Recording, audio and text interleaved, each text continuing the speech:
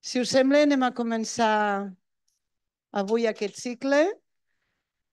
Nosaltres, des de soc la Gemma Albarell, directora del programa, del Departament de Cultura, Societat Civil i Gènere de l'Institut Europeu de la Mediterrània, amb la Carina Soriano. Hem organitzat, des de l'Institut Europeu de la Mediterrània, hem organitzat aquesta trobada, aquest diàleg, amb el marc de la Bienal del Pensament. Us volíem fer només com una introducció per situar la trobada dins de lo que és la nostra voluntat de l'Institut Europeu de la Mediterrània d'obrir espais per pensar i per també potser anar una mica més enllà amb algunes idees que tenim preconcebudes, entre elles la Mediterrània. La primera idea és que la Mediterrània la toquem cada dia, nosaltres treballem tot el dia amb la Mediterrània, donem per suposat que som mediterranis, entenem que el que fem, els temes que abordem, tots tenen a veure amb la Mediterrània, però a vegades oblidem que la Mediterrània és una construcció que ens hem dotat per poder fer coses o per poder entendre la regió on estem o l'espai en el que vivim. I aquesta idea és la que ens va semblar molt suggestiva de pensar en aquest moment en un entorn com la Bienal del Pensament, que s'està preguntant sobre quin món i quin demà. I nosaltres ens preguntàvem, quina Mediterrània?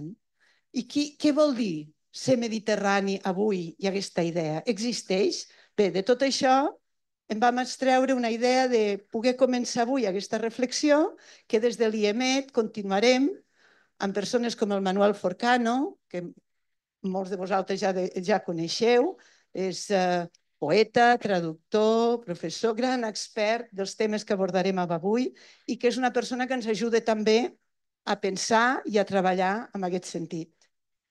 Però una segona reflexió, quan tot això ho vam començar a pensar, no ens esperàvem pas que el 8 d'octubre, com som avui, seria una situació tan i tan dolenta i tan conflictiva i tan que ens transvasa a tots com és la situació que ara estem vivint a la Mediterrània. No ens ho esperàvem, però creiem que és molt pertinent i més que mai fer aquesta reflexió de què vol dir aquesta idea i si ens serveix per sortir d'aquest tema o si efectivament és una idea que no ens ajuda, esperem que sí, que aquesta és la voluntat. De totes maneres, volem incidir en aquest context perquè una de les persones que avui estarà amb nosaltres, el Hassan Hani, que és un filòsof libanès, el presentarà després el Manuel Forcano, no ha pogut venir per aquesta circumstància. Ell ve de Beirut i li ha estat impossible poder venir. Ens trobem ara últimament amb aquesta situació. No tothom pot moure's, això ja és un clàssic a la Mediterrània, la mobilitat no és fàcil, però menys amb aquestes circumstàncies. Una tercera reflexió, aquesta la farem de la mà d'una artista que ha vingut aquí, que també us introduirem, i de la Mireia Estrada, que és la segona part d'aquest debat, que hi haurà un primer debat, un primer diàleg i una segona part dedicada a treballar una miqueta des del punt de vista de l'artista i de la creació. Nosaltres estem empenyats, i amb això acabo, en portar la cultura i el pensament com a forces que ens ajuden a avançar amb el que fem, amb els treballs, ja sigui fer polítiques, ja sigui fer estratègies, ja sigui fer polítiques educatives, ja sigui fer temes socials. Pensem que el pensament i la cultura tenen que ser unes forces que sempre hi han d'estar. I ho fem de la mà de pensadors, de persones del món de l'art i de la cultura. Per això hem fet aquest exercici avui. Esperem que us sigui interessant i ara donem pas doncs, a aquest debat que també tots teniu la traducció perquè també és un exercici de diversitat lingüística i cultural. Per tant, benvinguts a aquest inici de pensar la Mediterrània i esperem que us sigui molt útil tot aquest exercici. Gràcies. Gràcies. Molt bona tarda a tothom, gràcies. Gràcies, Gemma, per aquesta presentació. Benvinguts doncs, a aquest acte de la Bienal de Pensament, però organitzat per l'Institut Europeu de la Mediterrània. Quan la Gemma Ovarell i la Carina van parlar amb mi per portar endavant aquest acte, vam veure doncs, que era necessari i que era bonic pensar que en el quadre de la Bienal de Pensament podríem tenir un debat, un diàleg al voltant d'aquesta idea, no? Del mite de la Mediterrània. És veritat que, com deia ara la Gemma al principi, nosaltres som mediterranis i potser no hi pensem tant, però formem part d'un mite, d'una idea, d'una construcció mental d'aquest marc, no? que perquè nosaltres ho som i vivim aquí, tendim a veure'l, evidentment, de forma positiva. La Mediterrània, durant molts segles, o durant molt de temps, ha estat considerat un espai, al cap i a la fi, harmonitzador, de cultures, de sabers, un lloc de transmissió de llengües, de coneixements, d'alfabets, de pobles, de gent que es mou amunt i avall d'una riba a l'altra i que ha conformat la diversitat cultural avui que la conforma a partir de l'intercanvi, del debat, del diàleg. És la mar Mediterrània la que inventa l'àgora, la plaça pública, allà on un seu a discutir. És la mar Mediterrània la que veu que no només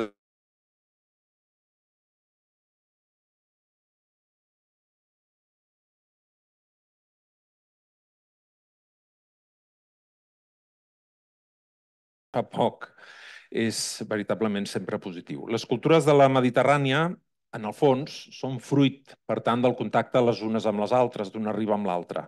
Aquests contactes, sabem perfectament per la història, que poden ser de dos tipus. Hi ha contactes pacífics i contactes violents.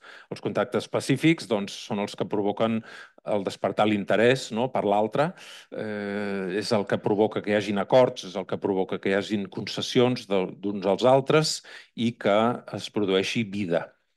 També hi ha els contactes violents, com acabem de dir, i això provoca pors, combats, desconfiances i també morts.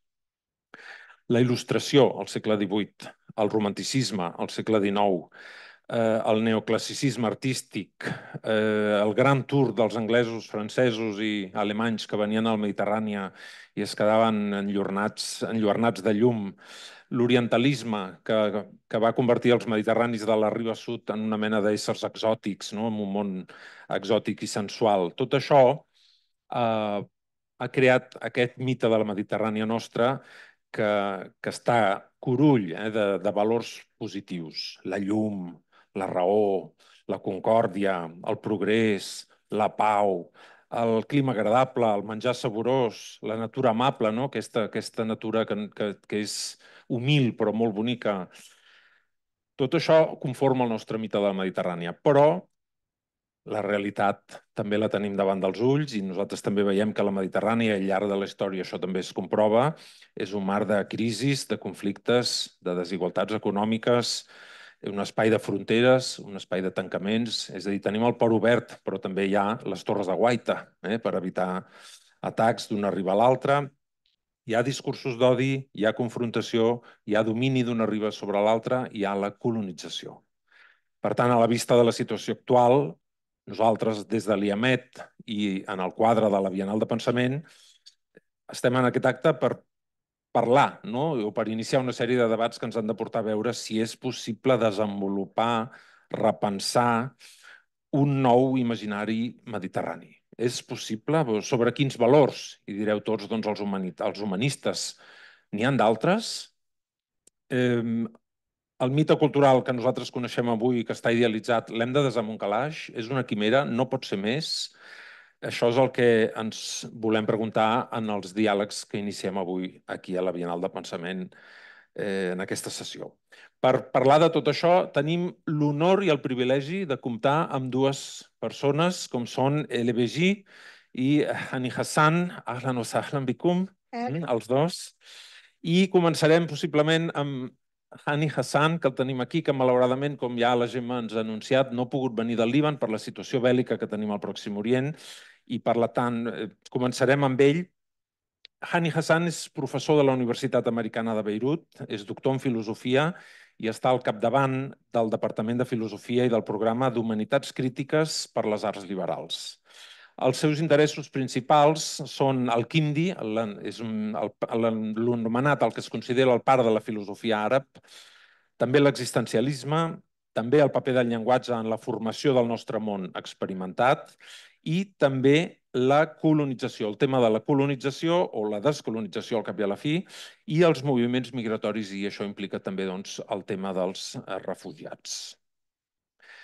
Ell va començar la seva carrera interessant-se per la història de la colonització a la Mediterrània, però va anar virant vers estudis sobre els moviments migratoris que conformen també aquesta nostra Mediterrània. El seu camp d'investigació abarca, per tant, tot el que envolta el tema sempre espinós, sempre dolorós dels refugiats.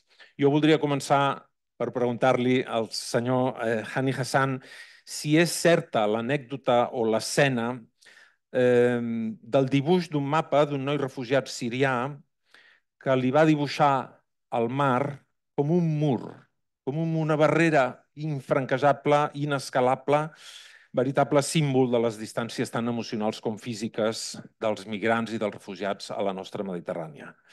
Jo voldria preguntar-li primer si és certa aquesta escena i si hi ha manera d'escalar aquest mur, de que puguem saltar aquest mur. Hi ha manera?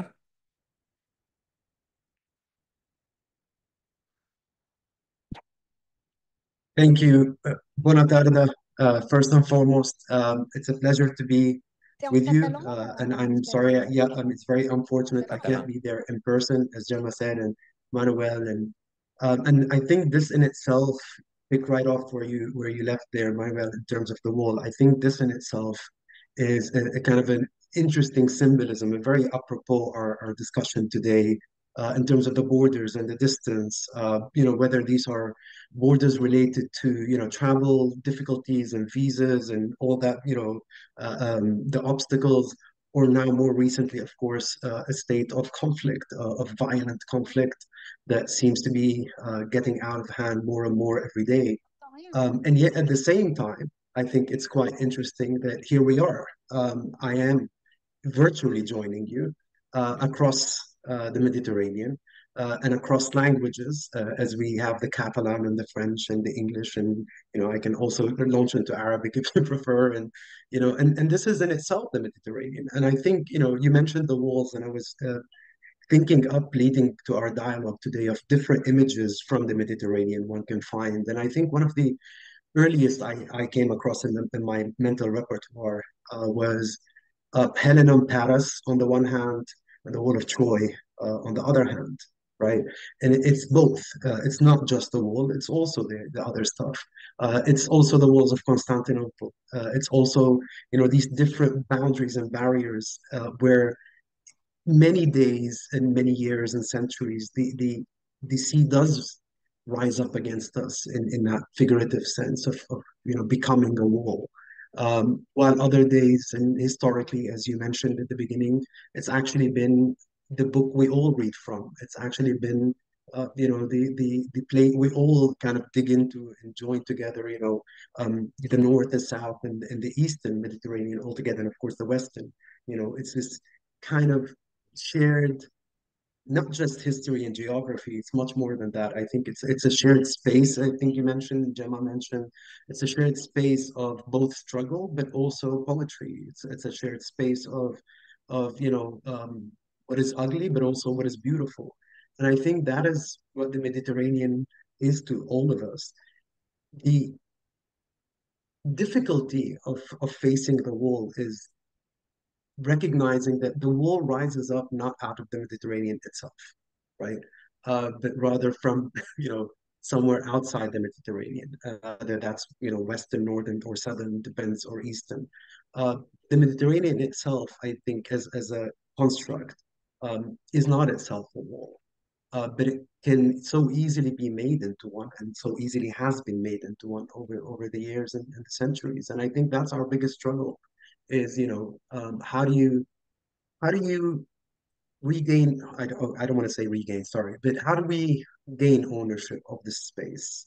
Not in the of course political sense or in the socio-political sense, but really in the spatial, constructive sense, in the sense that that is a space that can be a wall, but it is not in itself a wall. It is not essentially so, in a manner of speaking.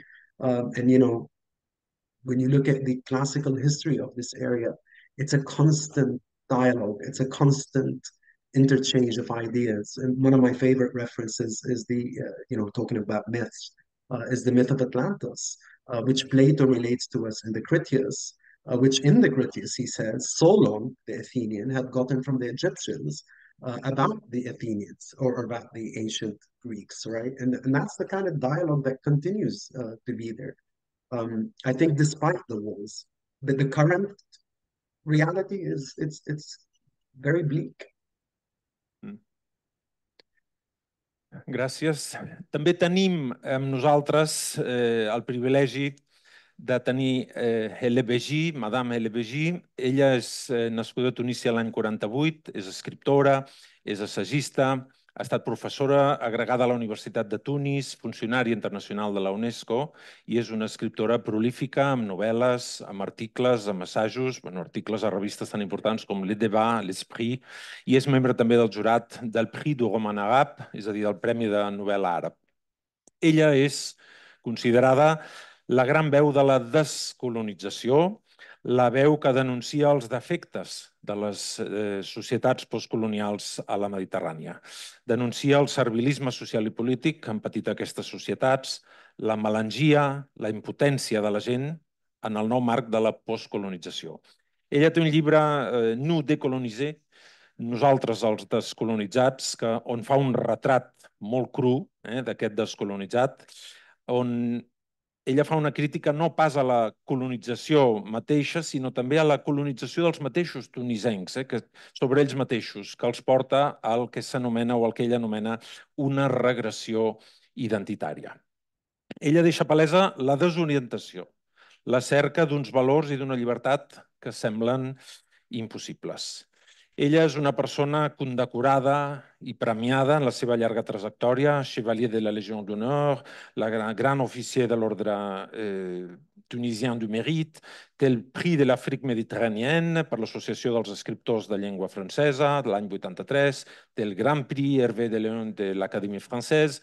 És a dir, nosaltres veiem que la seva relació o que ella té una doble identitat, podríem dir-ho així.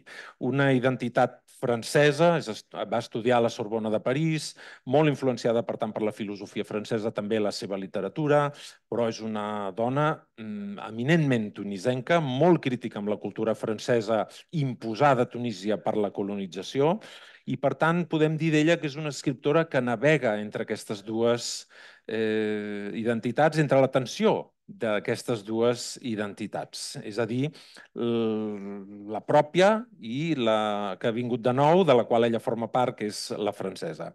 Nosaltres aquí tenim una expressió que diu que ella, podríem dir que ella té el cor partit entre aquests dos mons. És cert? Traduis ça en espagnol, parce que là, en catalan, je ne comprends pas. El corazón partido. Est-ce que vous avez le cœur parti en deux, entre les dues identitats? Non. No? Non, pas du tout. Ella té una novel·la que es diu L'œil du jour, de l'any 85, on ella explica, en certa manera, aquests dos mons a través del personatge de la seva àvia i el de la neta, que seria ella mateixa, que ella aporta una nova visió del món, una visió francesa, diferent, amb uns altres valors, i l'àvia representa la visió tunisenca essencial, però que al mateix temps té també els seus defectes i la seva part fosca. Com viu vostè aquesta doble identitat? Com la viu? Com ho veu? Je n'ai jamais eu de problème d'identité. Mal, comme on dit mal en espagnol, comme on dit. Jamás, jamais. Never. I have no problem of identity. Et ce destin de ne jamais être déchiré ni entre le monde arabe, ni entre le monde français, ni entre la tradition, ni entre la modernité, ni entre les différentes langues que je parle, je n'ai jamais senti un déchirement, un divorce ou une souffrance. Jamais. Alors, la question que je me pose, c'est pourquoi? Pourquoi moi, je n'ai jamais eu de problème d'identité? Et pourquoi l'identité est devenue un problème dramatique? Où tout le monde a un problème d'identité. Mais est-ce qu'ils ont vraiment un problème d'identité? Est-ce qu'ils ne répètent pas quelque chose qu'ils entendent dans l'air et quand ils ont un petit malaise ou un petit mal-être ou une angoisse, ah, j'ai un problème d'identité, il faut que je sache qui je suis pour sortir de ce mal-être. Je crois que c'est un mauvais chemin. Par exemple, si je me dis qui suis-je? Si chacun se dit cette question, La première réponse qui me vient, c'est je suis le plus étranger de tous à moi-même. Je suis étranger à moi-même. Plus on s'analyse et plus on découvre en soi un monde étranger. Et d'ailleurs, la psychanalyse a très bien développé ça, n'est-ce pas? C'est-à-dire que ce profond inconscient qui nous est étranger et qui nous anime. Alors pourquoi j'ai pas eu de problème d'identité? J'ai essayé de comprendre. Je ne sais pas si j'ai vraiment des réponses Oui, scientifiques, hein. oui. Je crois que ça a résidé dans la chance. Je crois que ça a été dans la chance de voyager depuis que je suis petite. Donc, il y a le problème du voyage dans l'espace, c'est-à-dire de passer d'une nature méditerranéenne sèche, lumineuse, etc., colorée, à une nature nordique, parce que j'ai vécu en Allemagne, brumeuse, pleine de poésie, la poésie romantique de la poésie allemande que j'ai lue. Et dans ces deux mondes, j'arrivais à... J'étais moi-même. C'est-à-dire que quand j'étais en Allemagne et que j'étais petite, je pensais que j'étais allemande. Je croyais que j'étais allemande. Et quand je suis rentrée en Tunisie, j'ai eu un petit problème d'adaptation. Là, parce que j'étais petite, j'avais 12 ans. On m'arrachait à mes amis, à mon école et tout. Et puis petit à petit, je suis devenue tunisienne. Donc, si vous voulez, il y a le voyage dans l'espace. D'accord? Je crois que. Et la pratique de la langue. Donc, des langues. Ça, c'est pas une histoire de culture, hein, ça. Ça, c'est le verbe, la parole. Parler dans plusieurs langues, ça résout tous les problèmes. C'est pour ça que je dis à mes amis français, j'avais un des amis qui était ministre de l'Éducation nationale. Je lui dis, Jean-Marie, fais aimer l'arabe à l'école aux enfants petits. Le jour où les petits Français vont apprendre l'arabe, comme l'anglais, ils n'auront plus de problème avec les Arabes. Parce qu'ils vont lire l'arabe, ils vont écouter la poésie arabe, ils vont écouter les chansons arabes. Parce que l'arabe, c'est pas le Coran. Les gens croient que l'arabe, c'est le Coran. Non, bien sûr, c'est le Coran. Mais l'arabe, c'est les mille et une nuits aussi. C'est des contes d'enfants. Donc, il suffit d'apprendre une langue petit à l'école pour... Bon. Alors, dans l'espace, euh, dans, donc dans le verbe et dans le temps. J'ai pas eu de problème d'identité, je crois, parce que j'ai toujours voyagé dans le temps. Pourquoi? Parce que j'appartiens à un monde traditionnel. D'accord? Ma grand-mère, elle ne sait pas lire et écrire. Ma grand-mère était très pieuse, elle faisait sa prière 5 fois par jour, etc. Et donc, ce monde-là Il y avait une poésie qui n'était pas la poésie de la religion, hein, qui était la poésie de la vie que j'ai décrite dans la maison, la poésie de ce que j'appelle la demeure, la maison. La femme, c'est l'être de la demeure. Je dis la femme, c'est la force qui demeure. J'ai un livre qui s'appelle L'homme est une force qui va, comme dit Victor Hugo. La femme est une force qui demeure. Donc, le rapport avec la demeure. Donc, et la modernité et ce voyage. Vous savez, quand je viens en Espagne et quand je retourne en Tunisie, je ne fais pas un voyage géographique. Je fais un voyage dans le temps. Ou de Paris. Je passe du 21e siècle à peu près 15e, 16e siècle. Non, mais je vous assure. Et tout de suite, je m'adapte. Parce que, par exemple, à Tunis, dans la rue, partout, la religion, elle est présente, hein, mais dans des formes sociales, pas dans des formes... il y a des formes fanatiques dans toutes les religions, hein, bien sûr. Mais on a des formules de civilité entre nous le matin, le soir, l'après-midi. Il y a énormément, il y a un vocabulaire très riche de ce que j'appelle la civilité, qui est beaucoup plus que la culture. Parce que les cultures peuvent être très violentes. La civilité, non. C'est le contraire. Donc, pour combattre la violence de la culture, c'est la civilité. Donc, ces formules-là, de tous les jours, du petit quotidien, tout de suite, je m'adapte. Et quand j'arrive à Paris, je trouve que les gens sont... Il y a une brutalité. Je trouve que les gens sont brutaux. Bon. Alors, je deviens un peu brutal, comme eux, parce qu'ils ne me disent pas merci, par exemple. Je ne dis pas s'il vous plaît. Il y a comme ça, malheureusement, il y a une pression sociale sur les gens. Et il faut avoir non pas une identité, mais une personnalité pour résister au conformisme, aux conventions, à tout ça. Voilà. Mais je crois que alors, il y a un mot que je n'ai pas prononcé et que j'aimerais prononcer qui me paraît très important, c'est la transmission. C'est pour ne pas avoir de problème d'identité, il faut recevoir une transmission et transmettre à son tour. Pourquoi? Parce que l'identité, ça ne veut rien dire, l'identité. C'est quoi? C'est une origine obscure dans le temps. C'est quoi? C'est l'origine. C'est même vaniteux de dire je suis de telle origine, je suis musulman, ou je suis juif, ou je suis chrétien. Ça ne veut rien dire, parce que c'est une naissance de hasard. Je suis né à Tunis par hasard. Donc, je n'ai pas comment dire, à m'enorgueillir d'être ça ou ça. C'est ce que j'appelle la vanité des origines. Vous savez, c'est comme les nobles qui, avant, ils croyaient qu'ils avaient un sang spécial. Ils avaient la vanité de la noblesse. Là, il y a maintenant la vanité de son identité. Je dis, mais vous êtes complètement idiot. Vous êtes comme ça parce que vous êtes né comme ça, c'est tout. Vous êtes né par hasard. C'est pas la peine de.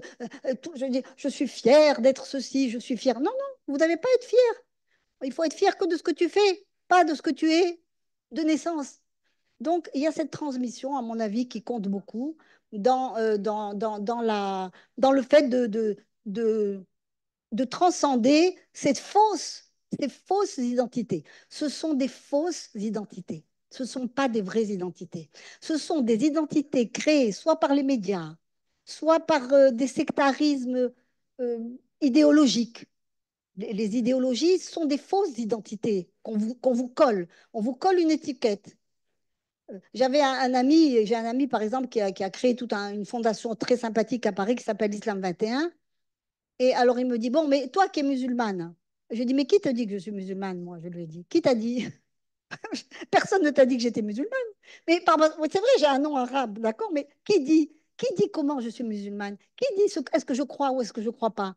Voilà. Donc je crois qu'il faut être très, très critique et jouer avec ça, ne pas prendre très au sérieux les problèmes d'identité. Moi, je ne les prends pas au sérieux du tout. Par exemple, les écrivains arabes qui, tout d'un coup, les Algériens surtout, se sont mis à dire ah non, non, non, non, il ne faut pas qu'on écrive en français, parce que le français, c'est la langue de l'ennemi, c'est la langue du colonisateur, c'est lui qui nous a détruits, nous a colonisés. Et tout d'un coup, ils se mettent à écrire en arabe, ils écrivent très mal parce qu'ils écrivent beaucoup mieux le français. Donc, ils sont déchirés parce que, soi-disant, ils utilisent la langue de l'ennemi, mais pas du tout. La langue française, c'est une langue universelle. Moi, tous mes livres sont écrits en français, parce que je ne sais pas écrire l'arabe, je comprends, mais je peux pas. Je suis mieux formée en français par ma mère, etc. Et j'ai pu exprimer tous les personnages de mes livres sont des personnages de ma ville, de mon quartier, ce sont tous des Tunisiens. La langue française exprime tout. Elle exprime le monde arabe, elle exprime le monde anglo-saxon, elle exprime tout la langue, elle explique tout la langue française, comme la langue espagnole d'ailleurs. La langue espagnole exprime tout, exprime la, la- la nature en quelque sorte impersonnelle et transcendante de l'être humain. Il y a une impersonnalité de la langue qui est très importante. Voilà.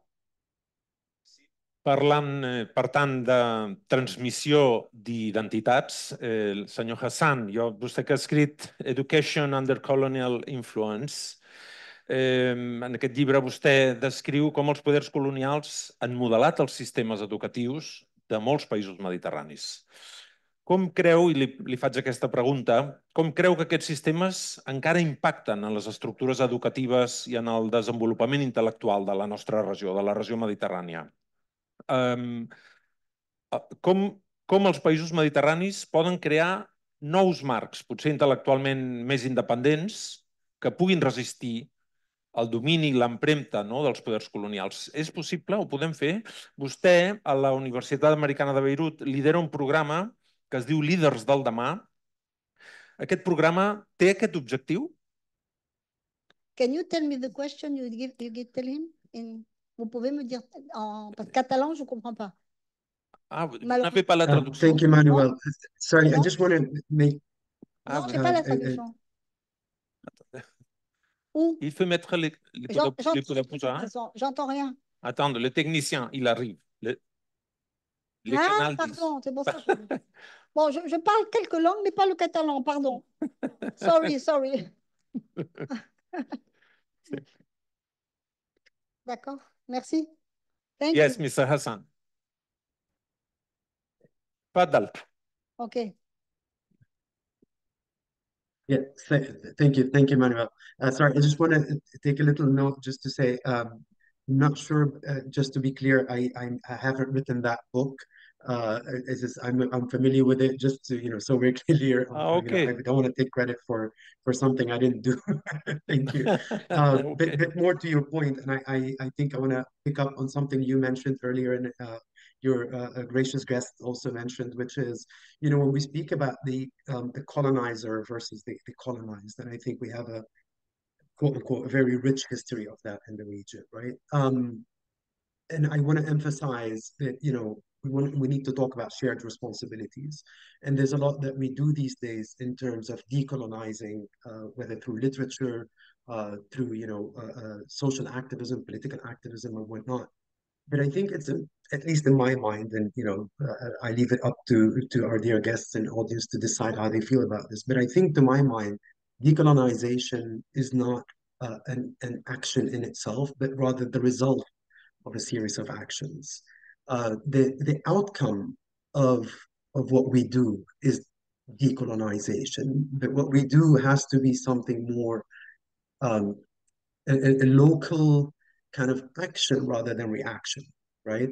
Because I think decolonization is more of a reactive principle, and a very justified one. And we look at our history.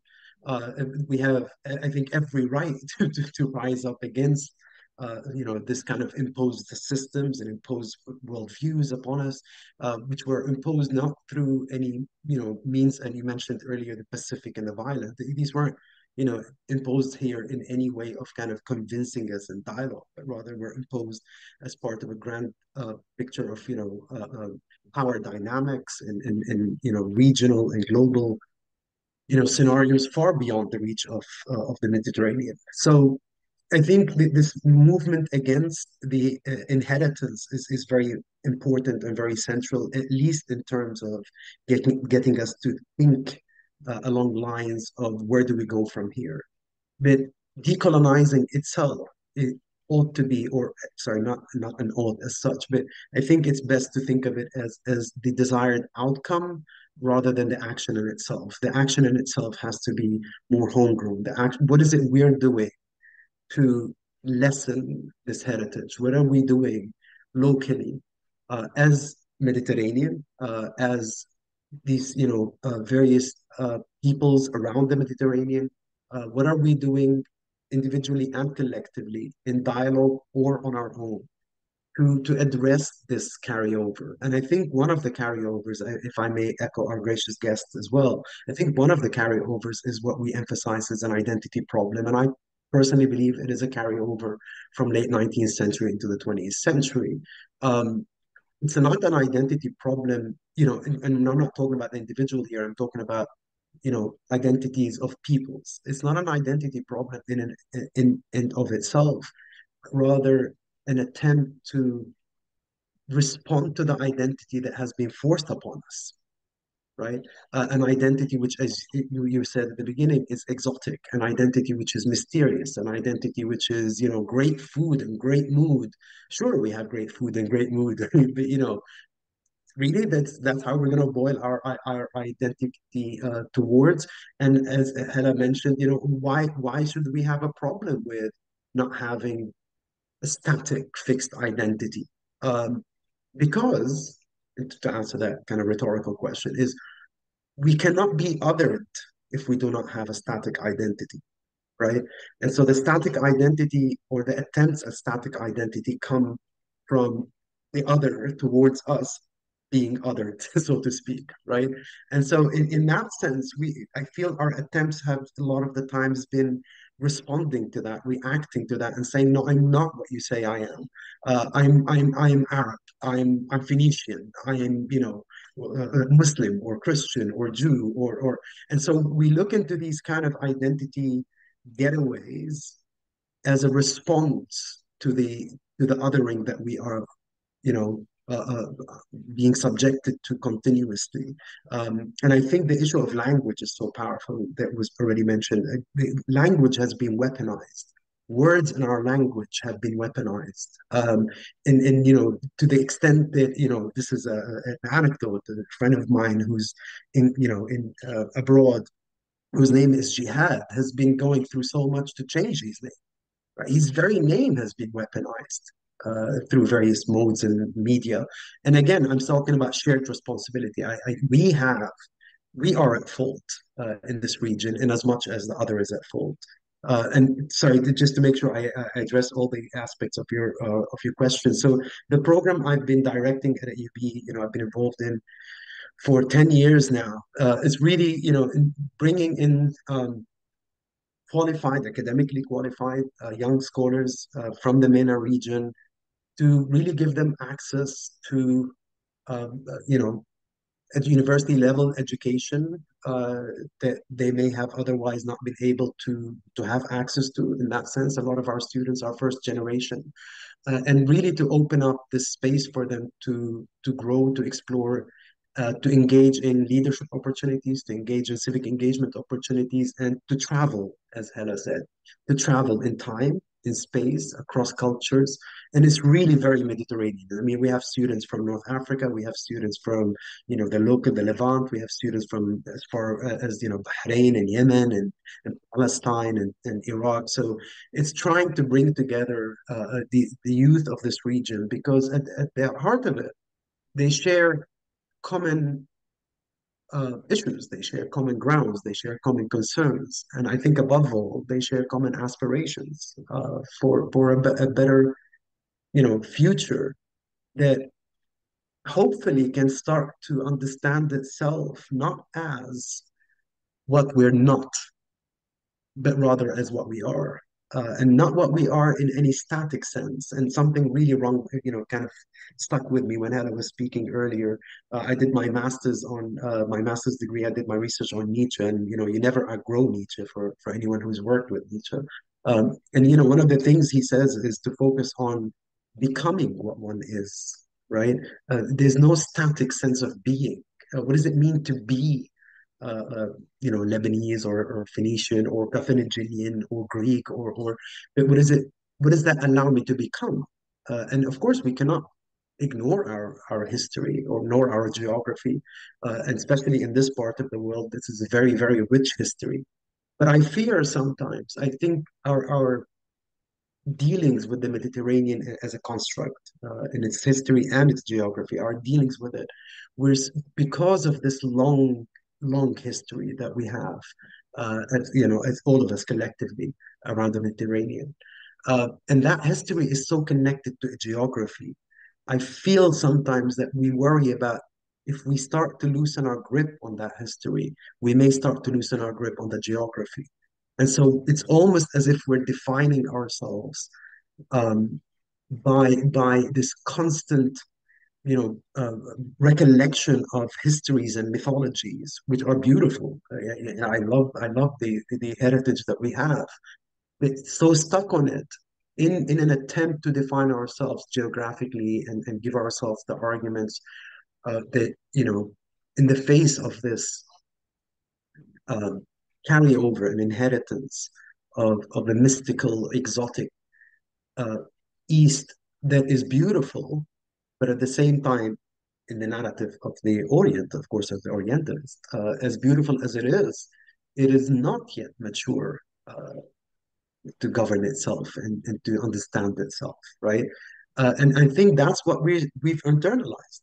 I hear it, from our own perspective, from our own region, when people say things, and these are actual anecdotes I've heard myself, right, and I've experienced and I've had to debate with, the concept of universal rights is imposed upon us. I mean, but what does that even mean? Should we just throw out the concept of universal rights because it happens to have come through some channels? Mind you, we always ignore that these channels were universal. I mean, the people who were engaged in the drafting of the Universal Declaration of Human Rights were not, of one particular part of the world. We pride ourselves at the American University of Beirut, Charles Malek, who was the first chairperson of the philosophy department here, was actually a member of the committee that drafted the preamble to the resolution. So, we have this reactionary approach, which includes us internalizing how the other has seen us and actually starting to believe it. And I don't want to go on for too long, sorry, but I'll just close with a little anecdote that I myself had some time ago.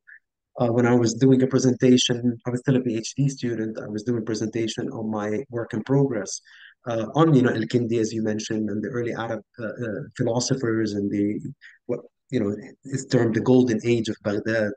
And I remember a professor in the crowd in the Q&A section. He literally said that the Arab mind is not capable of this level of reasoning, right? And so you get to this internalization of someone in Arabic saying to you something like that about the Arab mind. And that's, I think, where, the identity problem is not so much, as Ella mentioned, in terms of personal identity. I think we're very fluid. And I think that's actually the best part of our reference as Mediterranean, is that we're fluid.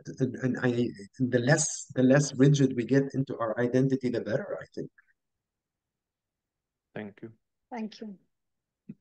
Madame Bégy, ella va jugar un paper important en la rebel·lió dels Jazamí, és a dir, les anomenades... C'est pas traduit, là. Ah, oui, no? pardon. En les anomenades primaveres àrabs, ella, pel que fa a Tunísia, va tenir, com dic, un paper actiu en la revolució dels Jazamí, que es va dir així, en el pla social intel·lectual, evidentment, i en l'escena cultural, no pas en primera línia política.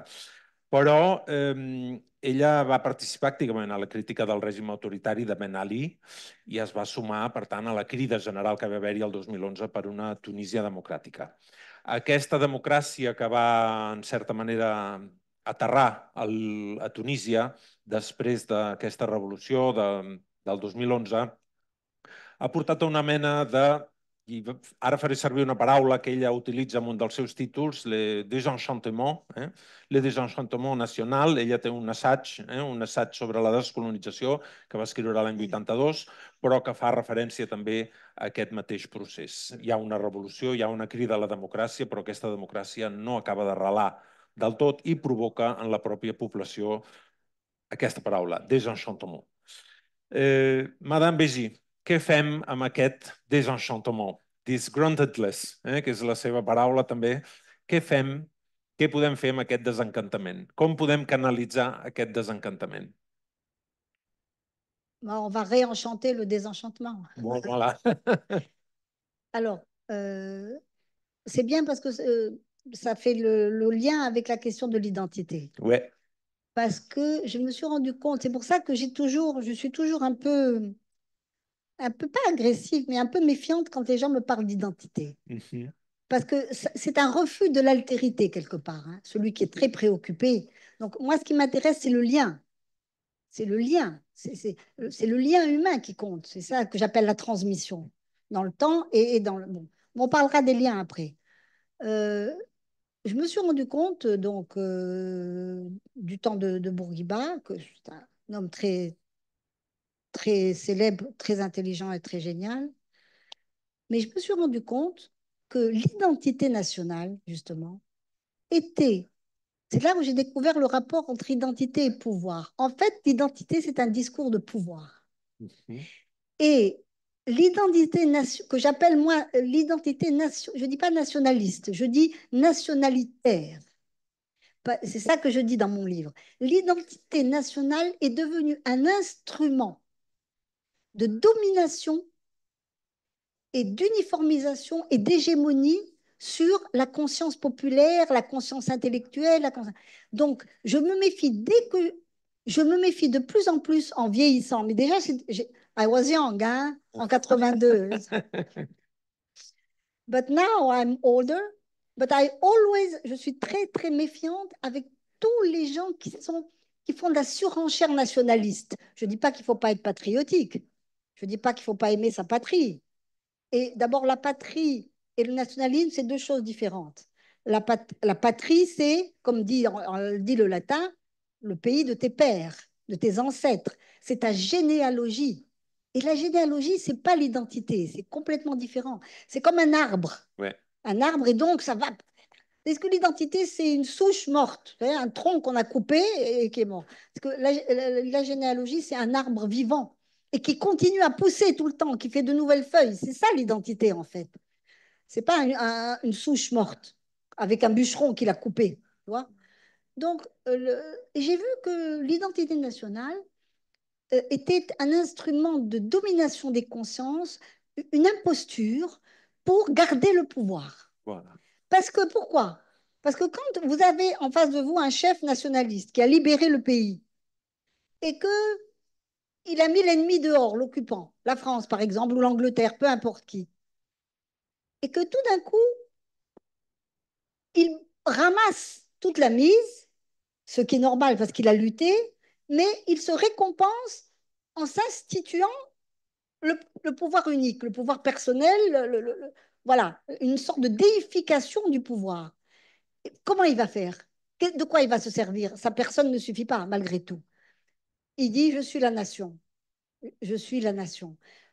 Donc, vous êtes moi. Donc, je suis vous. Et là, il y a une sorte c'est une sorte de nouveau totalitarisme, en quelque sorte identitaire, qui prend possession des gens et on n'ose pas le critiquer. Pourquoi? Parce que si on critique le chef nationaliste, on est traître, on est des traîtres, on apparaît. Donc, tout désaccord avec l'idéologie nationale, et aujourd'hui, c'est exactement ce qui se passe malheureusement chez nous. Toute critique intellectuelle, c'est l'ennemi intérieur, le traître, le complot avec l'étranger. Donc, il y a dans le nationalisme, dans la surenchère, une utilisation extrêmement, comment dire, maléfique, nuisible, nocive, destructrice de la liberté. Pour moi, l'identité, c'est l'antithèse de la liberté. Et les nationalistes, je m'en méfie de plus en plus dans tous les pays du monde. Hein. Dès que j'entends que quelqu'un fait du nationalisme, je me dis, oh là là, il faut fuir. Voilà. És precisament... Et la patrie, c'est autre chose. Parce que la patrie, si je dis quelle est ma patrie, moi j'ai plus. Bien sûr, ma patrie, c'est la Tunisie, c'est là où je suis née. La patrie, c'est là où on voit le jour. On voit là où on est, on voit le jour, on est pour la première fois. C'est la lumière de la naissance, d'accord? C'est l'enfance. Mais il y a d'autres patries. Moi, la patrie, la France, c'est ma patrie. Parce que j'ai la langue. Et donc, j'entre dans tout la généalogie de toute la poésie, de toute l'histoire de France, de la Révolution.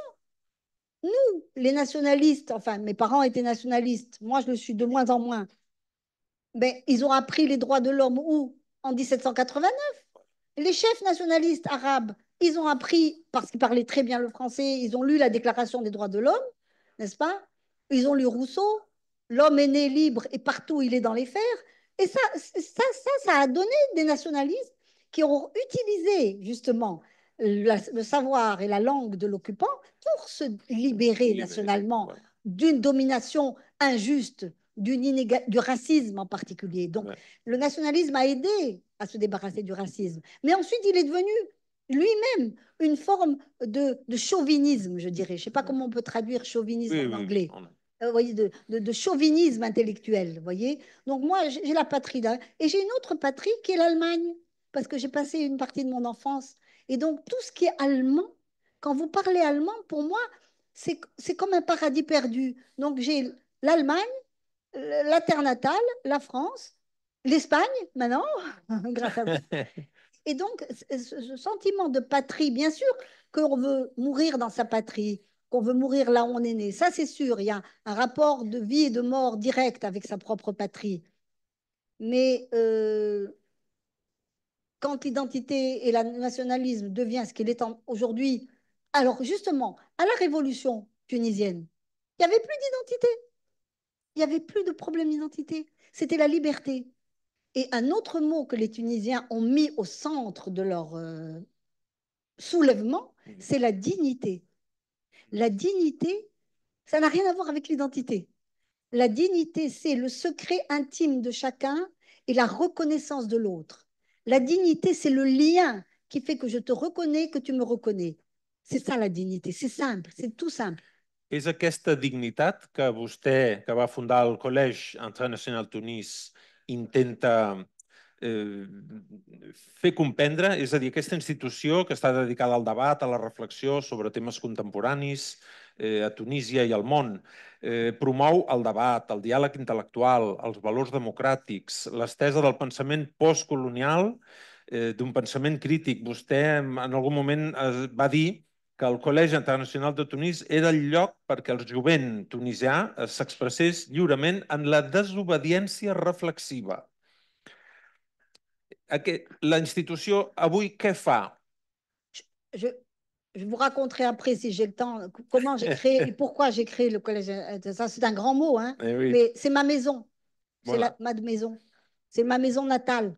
Donc, je l'ai transformé en autre chose. Tu vois, je l'ai transformé en faisant venir la pensée mondiale. C'est la maison où je suis née, c'est-à-dire vraiment la maison arabe, le pâtis andalou, les orangers, les faïences au mur à Toleros. C'est ma maison natale que j'ai restaurée et j'en ai fait un cercle littéraire, comme vous ici. Voilà. Donc, au départ, c'est rien.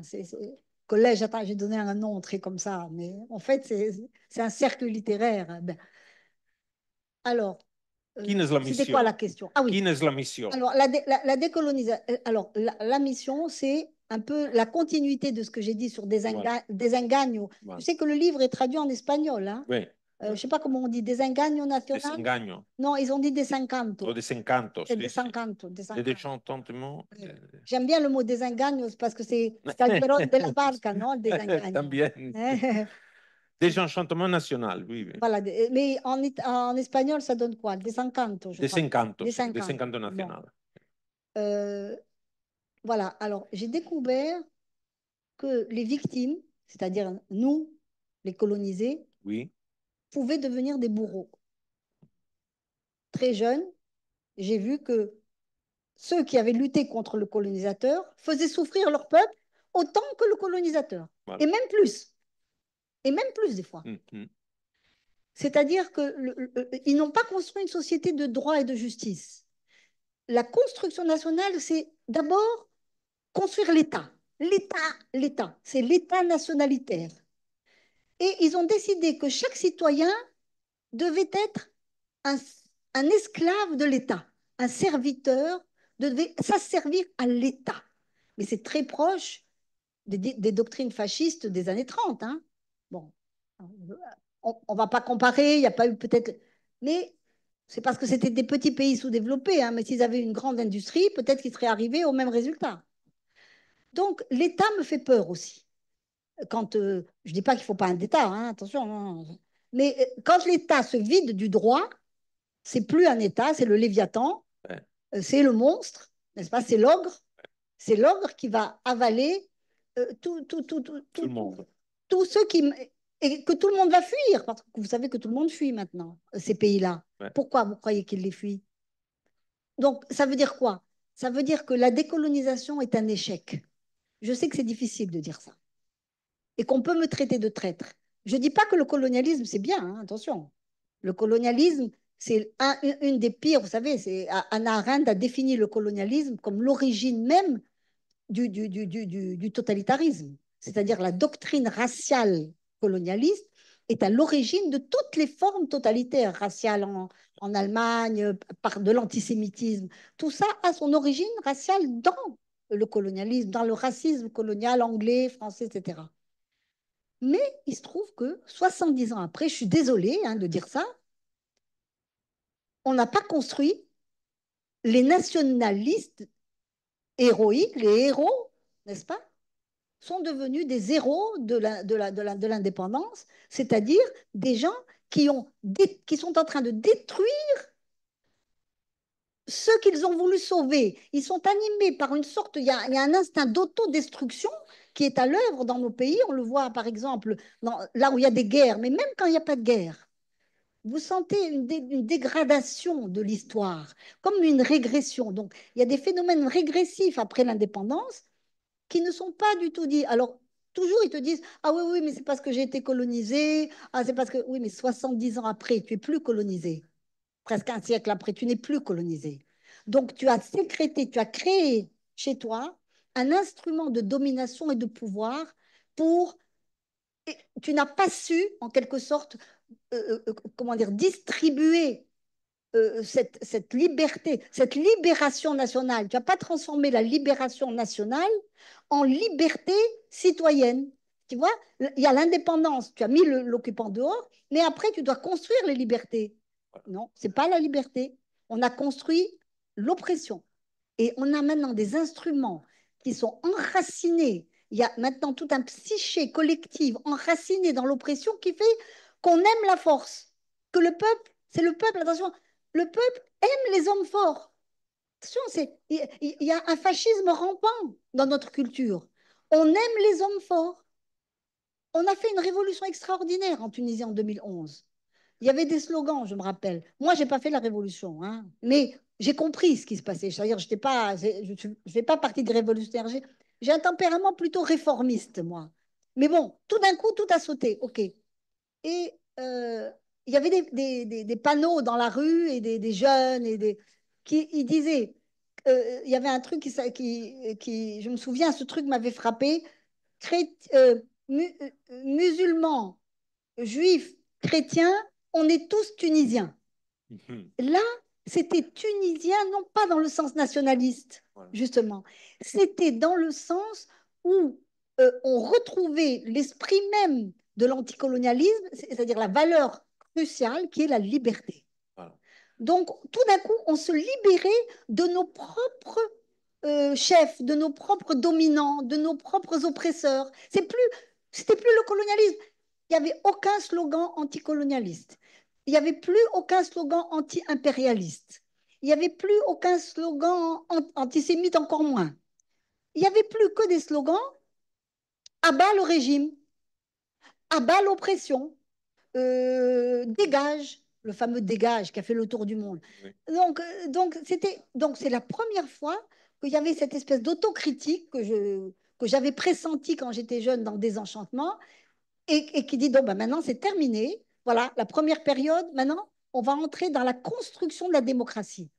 Et le mot démocratie et la constitution tunisienne, c'est une des rares constitutions où il y a le mot dignité. Mais cette constitution, malheureusement, qui a été votée à l'unanimité en 2014 par les islamistes, que moi j'appelle les démocrates musulmans, et je dirais pourquoi, et les laïcs, à l'unanimité, ils ont mis tous les droits de l'homme modernes, tous les droits humains, tirés de la Déclaration universelle des droits de l'homme, de tout, ils ont tout mis. Plus, bien sûr, le respect des traditions, tout ça. Mais il n'y a pas la loi religieuse, il n'y a pas le Coran, il n'y a rien dans la constitution tunisienne. Eh bien, cette constitution a été abolie en 2022 par le nouveau président qui a écrit une constitution de sa tête la nuit, et tout a été enlevé. Le mot dignité n'est plus, il n'y a plus rien. Tout a été enlevé de toute une œuvre d'une constituante qui a duré 3 ans avec des citoyens qui étaient élus par le peuple. C'était vraiment comme la déclaration de 1789. Ça ressemble beaucoup d'ailleurs. La révolution tunisienne ressemble beaucoup à la révolution française. Sauf que ce n'était pas une révolution anti-religieuse. Elle n'était ni pro-religieuse ni anti-religieuse. C'était une religion civile qui se libérait et de la religion et du discours nationalitaire, justement. Voyez. Et malheureusement, comme souvent des fois après les révolutions, il y a la contre-révolution. Maintenant, on est rentré dans la contre-révolution. Et tout ce qu'ont fait ces gens extraordinaires que je connais, que dans laquelle Felipe González est venu. Felipe, je l'ai invité quand il y a eu la révolution en 2011. Je lui dis, Felipe, tu vas nous expliquer comment on passe de la dictature à la démocratie. Comment tu as fait? Et il nous a fait une leçon de 3 heures. Qu'est-ce qu'il ne fallait pas faire? Bon, tout ce qu'il nous a dit de ne pas faire, on l'a fait, malheureusement. On n'a pas écouté sa leçon. Voilà. Donc, oui, malheureusement, il a expliqué. Il a expliqué beaucoup de choses, comment les Espagnols avaient pu, la question religieuse, comment il avait réglé la question du catholicisme, tout ça. C'était magnifique. Je l'ai filmé. Hein, il a fait une conférence, mais géniale. C'est un génie politique, hein, Felipe González. Je lui dis, bon, expliquez-nous comment de la dictature, tout d'un coup, vous êtes devenus des démocrates. On est devenus nous aussi, mais ça n'a duré que 10 ans. Et il y a eu maintenant un refus. Maintenant, il y a presque une haine de la liberté. Le mot liberté, maintenant, si vous prononcez le mot liberté à Tunis, on vous crache à la figure. Ah, qu'est-ce que ça nous a apporté la liberté? Parce qu'ils pensaient que la liberté, c'était tout de suite la prospérité. On ne veut pas de ta liberté. On ne veut pas de votre démocratie. Ça ne sert à rien. On veut un homme fort. On veut un duce. On veut un duce. Aujourd'hui, dans les pays arabes, on veut un duce. Ils sont tous élus à 95% d'électeurs. Tous. 95% de voix. Voilà. Quand je vais rentrer à Tunis, je ne vous dis pas. Là, il faut censurer ça, il faut couper ça. Mr. Hassan, disgruntledness és una paraula que vostè també fa servir, també subratlla en la seva obra. Com la canalitzem? Què fem amb aquest descontentament, amb aquest desencantament que hem de superar per poder construir aquesta nova identitat mediterrània? Com ho fem?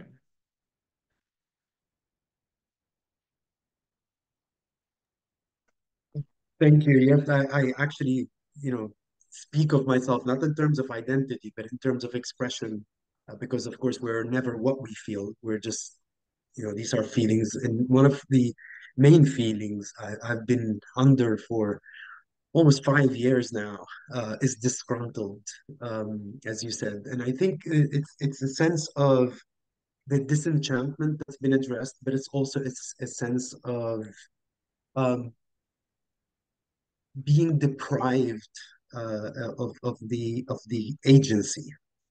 I think for me that's what hits most. This sense of your very agency, which remains there figuratively, right? But there's no real agency behind it, and so you go through the motions. And just to give it a material reference, for instance, we go to the election booth to elect new members of parliament.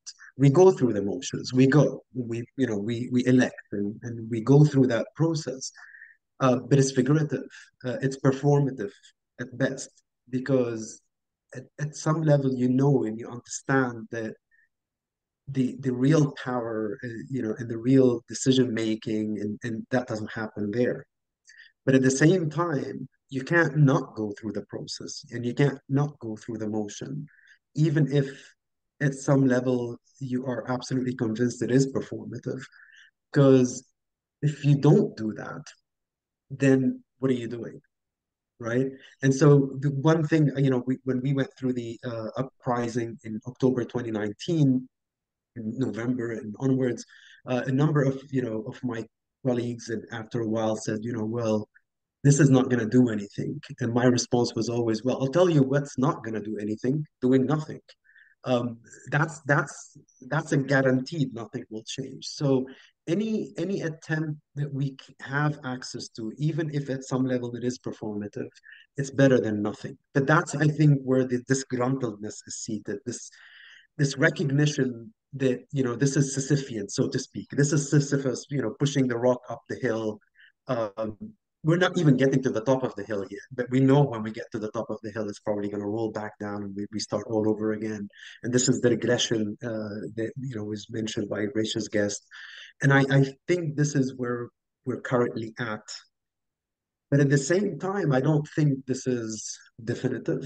I don't think this is final. Um, I don't know if you probably can't hear it, but right now, as I'm talking to you, I can hear the drones above us, military drones above us in Beirut, and there's strikes on Beirut suburbs. And in the midst of this, it's almost tragic. You have the amphitheater as the picture at the beginning. It's almost performative tragedy that we are living in this state of subjection to rampant violence, but at the same time we cannot lay down and say, all right, well, this is the reality, this is what we are doomed to conflict, we are doomed to autocracies in different guises. They change their outfit and they change their language, but at the end of the day, it's an oppressor. I don't think we're doomed to that, and we cannot be doomed to that. And I think the greatest gift we can give to the status quo is to actually start to believe that it is a status quo that you can't change, right? I mean, and this is really, to my mind, also part of the mental construct of the Mediterranean. I mean, at so many points of looking at this history of this space, and if you freeze it, you look at a space and you say, there's no way that's going to change. That's it. That's a status quo, right?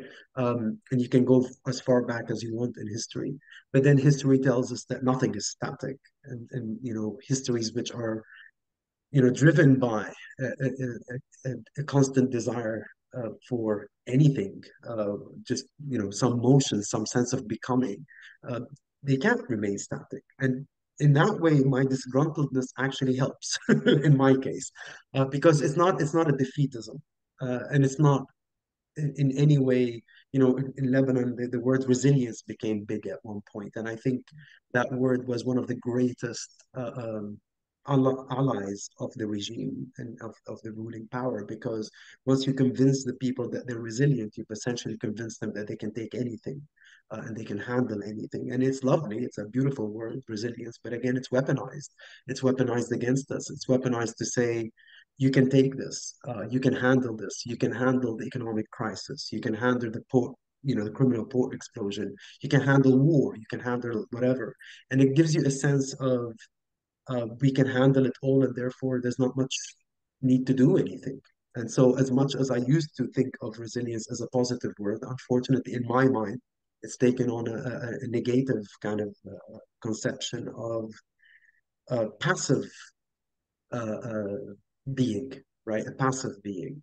So I think disgruntledness, or even fury, as was mentioned earlier, I think we need that. And I'm not talking about wrath in some, you know, uncontrolled way, but I think we need to be furious, and we need to be disgruntled, and we need to remind ourselves that in many ways our agency is being stripped away from us. And you cannot have an exercise of liberty without agency. You cannot have dignity without agency, right?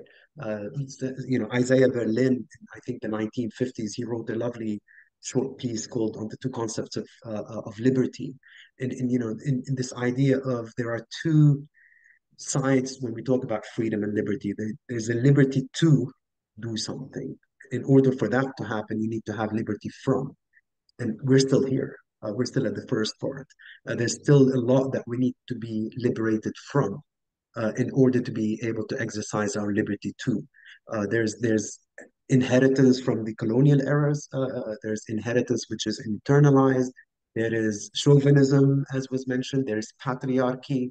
Uh, there is, you know, this entrenched carryovers which are used as tools of identity formation, uh, which are in themselves not, to my mind, they're neutral, they're neither good and bad, but they can easily become the tools of oppression. They can easily become the tools of divisiveness and continued conflict. And continued conflict serves those who oppress. I mean, you know, because we have a saying in, you know, in Lebanon, and I'm sure it's also true in many parts of the world. I'll try to translate it as best as I can. Is no voice can be louder than the voice of the battlefield, right? So in other words, when there is a battle going on, all voices must be silenced. But the battle doesn't seem to be ending. So when do we stop silencing voices? When do we start to say there has to be a constructive process? There has to be a forward-looking process of translating this fury that we have, translating this disgruntledness that we have into a long-term, and it has to be long-term. And I think part of our problem, at least speaking as from Lebanon, part of our problem is we expect, you know, short-term results. We expect results tomorrow. And, you know, I remind my students of that sometimes. And I say, well, in the French Revolution, at the first anniversary of the French Revolution, who do you think was sitting in the front row, if not King Louis XVI? I mean, he was there at the first commemoration of the French Revolution, the first year, and then he wasn't, of course. And then, of course, after the French Revolution, given a few years, Robespierre and whatnot, and then you have Bonaparte. So you go from one, monarch to an emperor, and so these things take time, and we know they take time. And if you look at, I'm still here, by the way. I don't know if this is just the electricity cutting off. It'll come back. This is typical. Can you still hear me? You are like a ghost. We can see you. We can see. Stay there. Stay there. This is the ghost of Mediterranean past Yes. and present. Okay. Of the devil. Of the devil rising out of the waters. Yeah. I'm hoping the electricity will come back. I think it's just temporary. So I'll hand it over to you until Okay. there's Okay. fiat lux there. Let there be light. Anirem acabant. Ah, mira, la llum ha tornat. Bravo, bravo. Anirem reconduint la conversa cap a una última pregunta que farem als dos invitats, perquè aquí on el veieu, Hani Hassan és també un gran cinèfil. És un personatge que li agrada molt el cinema i tracta molt del cinema i de com el cinema, sobretot del cinema mediterrani, precisament, i de com les pel·lícules que es fan o que els directors de cinema mediterranis, quin Mediterrani mostra, és a dir, quines societats mostren i quin paper tenen, no? Per tant, els cineastes també en la construcció de l'imaginari que nosaltres anem tenint encara de la Mediterrània, de com el redefinim. Igualment, Ele Beji, ella té espera si ho trobo aquí, té un assaig molt interessant de l'any 94 que es diu L'art contra la cultura, on tracta el conflicte entre les cultures imposades i l'expressió artística local. És a dir, com aquesta, i li pregunto a la senyora Begi, com veu avui aquesta tensió en el mar Mediterrani? Els artistes mediterranis moderns destaquen per resistir o acceptar en les seves creacions les influències occidentals, és a dir, les influències potser d'una altra banda no tan pròpiament mediterranis. I ho lligaríem amb l'activitat següent que segueix aquest debat, que és l'artista Nurhan Sunduk, que Mireia Estrada presentarà i que parlarà i que ens està, evidentment, duent a terme una obra artística a partir del debat que nosaltres estem presentant en aquesta sala. És a dir, l'art contra la cultura, Madame Beji, però els artistes mediterranis creen mediterràniament o ja creen aportant i acceptant valors foranis i com el cinema, Mr. Hassan, com el cinema mediterrani també fa això, és a dir, recull, accepta les influències estrangeres o pretén crear un discurs mediterrani amb el cinema o amb qualsevol altre art. Madame Beji, com vous voulez. O Monsieur Hassan. Thank you. OK. Alors, l'art contre la culture, c'est un tout petit essai, a little book, un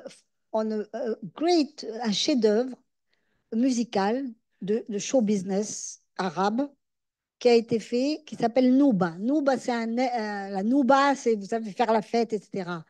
Et c'était un spectacle grandiose qui a été fait dans les années 90 par un ami à moi, qui est vraiment un très grand artiste. Il a pris tout le fond musical populaire du peuple, vraiment.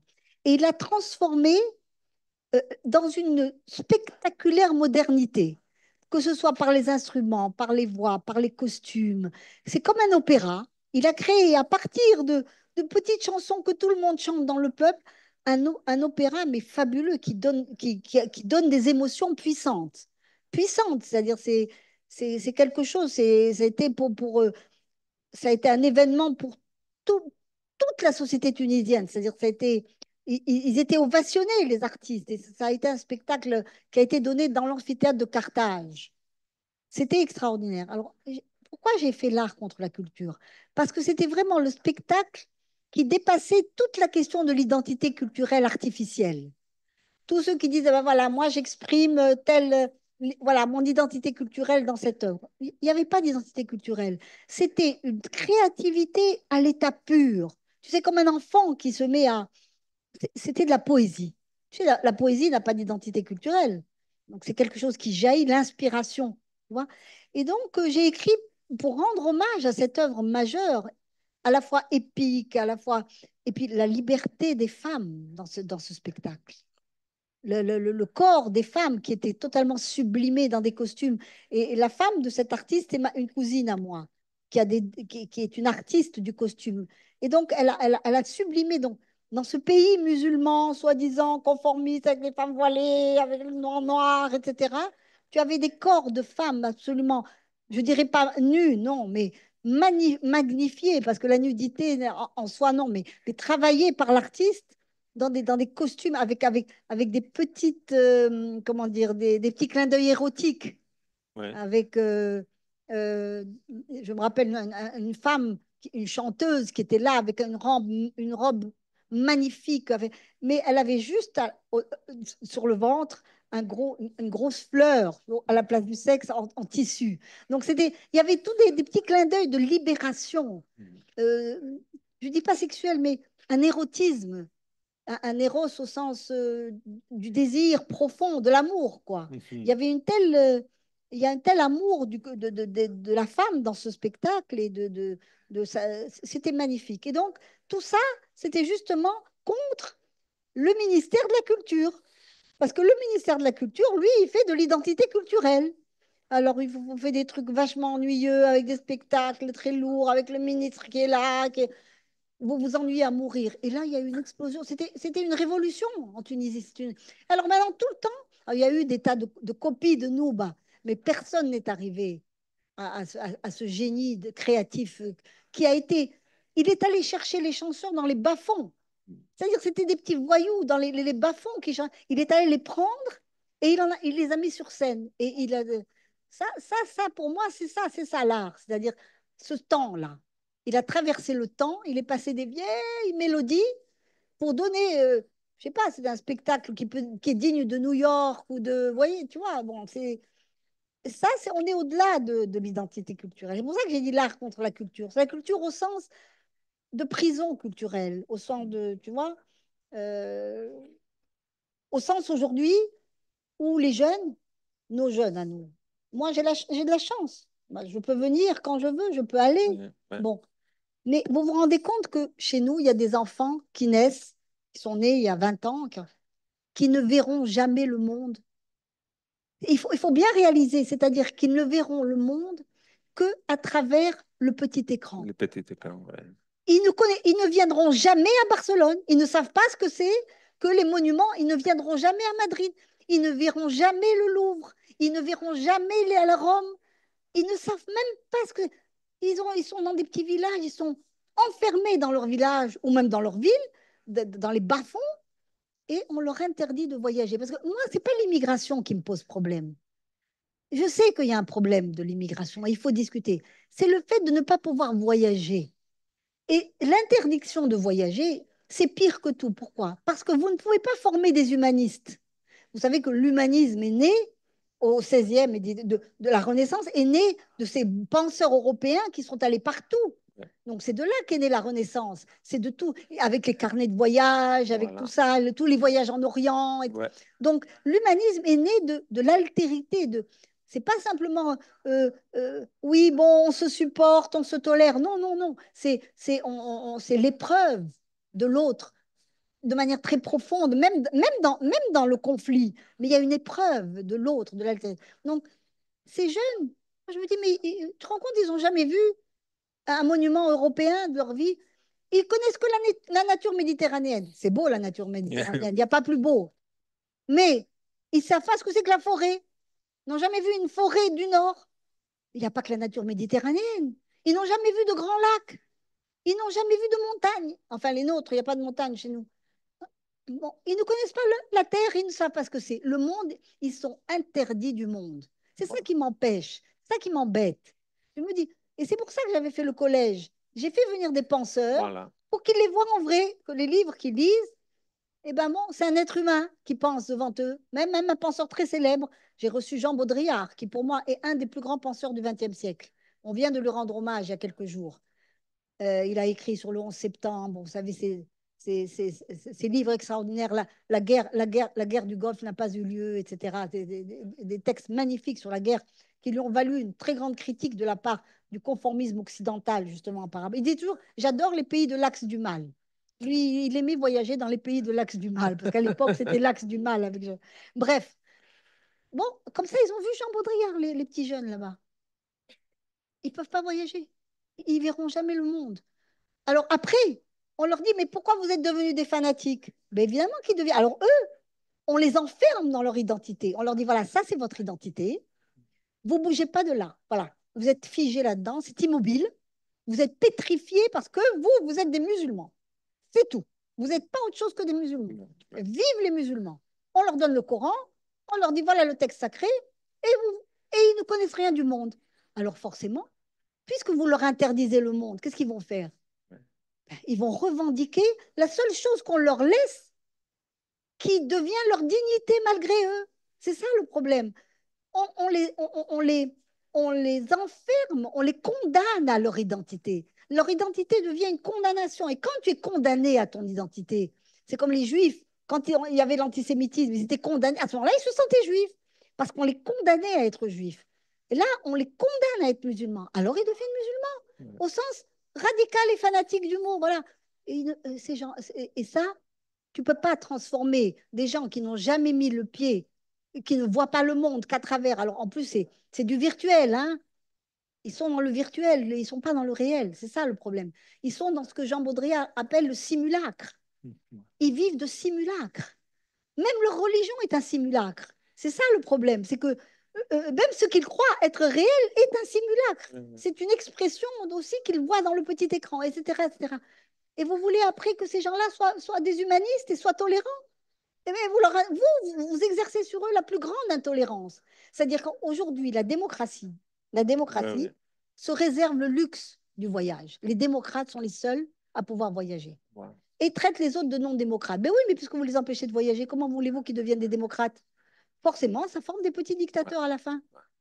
Je suis sûre que notre président, d'ailleurs, je crois qu'il n'a jamais voyagé de sa vie. Il est allé dans un pays arabe. Donc voilà.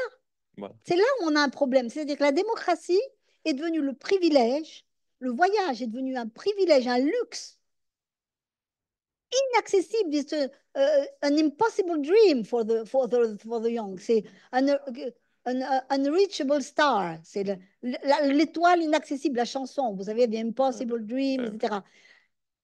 C'est l'étoile inaccessible. Le monde leur est devenu inaccessible. Donc, ce sont des êtres qui sont faits de fausses passions, de fausses identités, de faux simulacres, de fausses religions, de faux Corans, parce que le vrai Coran n'est pas seul le Coran qu'ils répètent, etc. Voilà. Et ça, c'est la démocratie qui le fait, attention, hein, c'est les États démocratiques. C'est-à-dire que moi, je dis toujours, le mur de Berlin est tombé, d'accord? Et donc, il y a eu cette magnifique harmonie. On s'est dit, ça y est, on est sorti de la guerre froide, etc. Et qu'est-ce qu'on a fait? Le rideau de fer en Méditerranée. Le mur de Berlin est tombé, mais on a mis le rideau de fer en Méditerranée. Et voilà. On peut sortir de chez nous, mais on ne peut pas entrer chez vous. C'est ça l'injustice pour moi. Voilà. Merci pour cette réflexion. Quand je dis chez vous, c'est chez moi. Hein. Oui, oui, oui. Merci pour cette réflexion. Merci. Mr. Hassan. Yeah, thank you. I'm not sure I can add much more to what was just mentioned. I think this is the key idea of democratizing space and allowing access to it, right? Because I think one of the main issues that we are looking at when we look at the Mediterranean, and if Lebanon kind of stretches across this open space, water space, and you just stand there and you look at an expanse, which to many is inaccessible, and which to many is almost there's an hostility to it, while at the same time being a refuge. So that you develop this kind of sense of a conflict with relation to the space you're in. Many people, as was being mentioned, saying it is nothing as beautiful as Lebanon, and at the same time would jump at the first opportunity to leave Lebanon. right? Because there's this tension of the beauty of the space and the beauty of this expanse, which is the Mediterranean. Also, at the same time, the almost kind of inherent curse that comes with it, particularly on the Eastern Mediterranean. And you know, we're witnessing it, that we're living it on the daily currently. And you know, it's almost as if, as was, you know, Hannah was mentioned, it's a condemnation to a space, right? And that gives the sense of of of injustice. And when you have that, you need to identify the other with who is the cause of this. And sometimes that could turn out to be a compatriot of yours, and that could be the other in the full sense of the term. And so we spend our time dealing with this other rather than trying to gain access or try to figure out how to open up that space to others. Which connects me to your other question concerning cinema. And I think in many ways, art, culture, literature, and cinema can do that. It does try to do that sometimes, but at least from my, you know, very limited scope of you know, experience. Of course, I'm not in the field. I'm just someone who enjoys the field. A lot of the cinema is still stuck between being creative, generative on the one hand, but also reflective, reactionary on the other hand. And in many ways, it's still trying to emphasize and showcase the situation we're in, which I think is very important, but I think it just ends up being its own kind of I don't know how to say it, but its own cause of lack of action, right? If one keeps emphasizing and keeps retelling the story of the tragedy, then one seems to continue within it. There are, of course, certain efforts and some brilliant efforts at trying to break that into a more generative approach, into a more creative approach, and I think it's becoming more and more, because at least, you know, I can speak most about Lebanon and a bit, you know, about Egypt as well. You know, just again, I'm not an expert, yeah, and just, you know, someone who enjoys this. There's a long history of you know, film and art and, you know, production from both Lebanon and Egypt. And in Lebanon we say pre-war, i.e. pre the 1975, which is, you know, ages ago. And then there was a resurgence after the war, you know, at the end of the Civil War, I mean, in the 1990s into the 2000s, that was trying to capture the rebirth in some sense, or the hopeful rebirth. But then even that went back into, you know, we seem to be repeating the same issues. We seem to be regressing. And so it goes back to becoming more reflective and more, just retelling the same story, so to speak, and to go to the very headline under which this dialogue is being held, rather than think of producing material for future myth writers. We are still really, you know, repeating the material of the previous myths. And I think this is where we stand right now. We can stand at a junction where there's no need at all to depart from previous myths. I think we have great myths that we can build on, and we have great myths that we can, you know, reverberate and sing around the campfire. And there are myths that we need to get rid of. And there are myths that we need to realize that the myth writers weren't even from the Mediterranean, right? And there are myths that were written by people who were not even part of this world. But there are some great myths that are written from this part of the world. And I think we can build on that.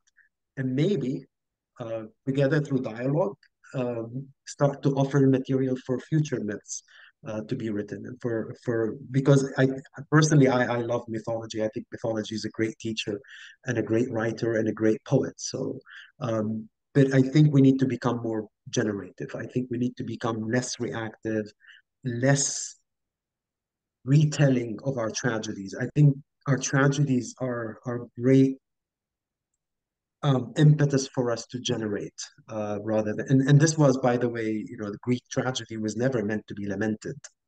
When you went to the amphitheater, it was never meant to be, oh, you know, poor Oedipus or poor Antigone. It was a celebration of the tragedy. I'm not saying I'm going to celebrate what's going on around me right now as I'm sitting here. There's nothing to celebrate. This is wanton violence, you know, indiscriminate in all levels. but I do want to celebrate the Mediterranean. I do want to celebrate what we can do out of the space in a generative manner, in a forward-looking manner. Senyors, moltes gràcies a les paraules sàvies de Mr. Hassan i de Madame Beji, que ens han donat una bona perspectiva de moltes coses a pensar. Evidentment, com a mediterranis ens quedem amb molta feina per fer, molta feina per redissenyar qui som, però amb paraules sàvies de persones com Madame Beji i Mr. Hassan, doncs tenim un bon començament. Ara els deixem en mans de Mireia Estrada, que ens presentarà l'obra artística que precisament Nurhan Sunduk ens ha fet durant aquesta xerrada, i agraïm molt la presència de Mr. Hassan en les greus circumstàncies en les que es troben al Líban en aquests moments, amb aquesta atmosfera bèl·lica que l'entorna. També, Madame Beji, merci beaucoup pels pensaments i per les bones idees que ens han deixat avui aquí a la tarda. Thank you so much. Thank you. Thank you.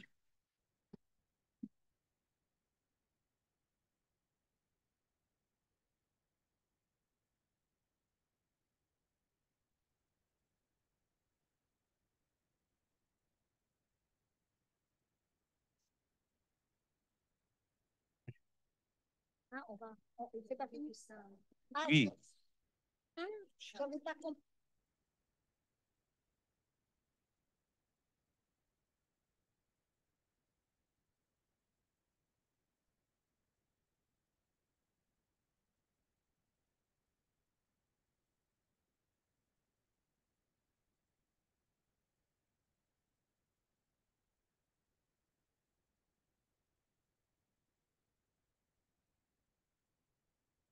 Ok, és una petita, molt petita segona part. Jo que he estat sempre militant per aquesta Mediterrània, em costa molt estar aquí avui, parlant de mite, en aquest Mediterrani en flames, amb totalitarismes, desigualtats, fosses i tanta violència. Més difícil avui ser militant d'aquest Mediterrani, que figura que ens uneix. Aleshores, m'agradaria que et presentessis tu, que te presentaras, perdó, parlarem en castellà amb la Nurhan. Me gustaría que te presentaras a ti misma. Tienes un itinerario interesante para nosotros porque Nurhan es siria, pero ella ha vivido no solamente en España, sino que ha vivido en países tan dispares, ¿no? Fuera de este imaginario compartido como es Rusia. Entonces, bueno, si puedes hablar un poco de tu itinerario antes de ir a la obra que nos presentas hoy.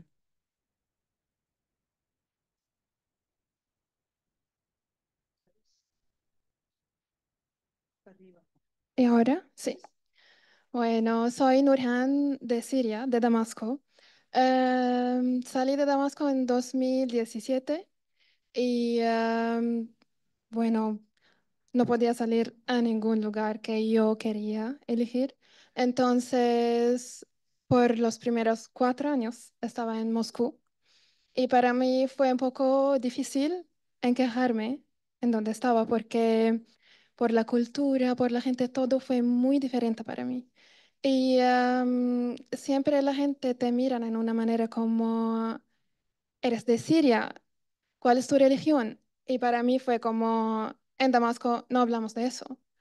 Y empecé a ver como, vale, hay una imagen sobre la gente de allá. Entonces, como estaba intentando salir y mientras estaba trabajando, y después en 2021 podía salir y elegí Barcelona. Y empecé, bueno, estaba sola con mi gata, la gata que también viajaba conmigo desde Damasco y después Rusia, y ahora está conmigo aquí. Y estaba sola, no conocía a nadie, pero quería empezar a vivir otra vez.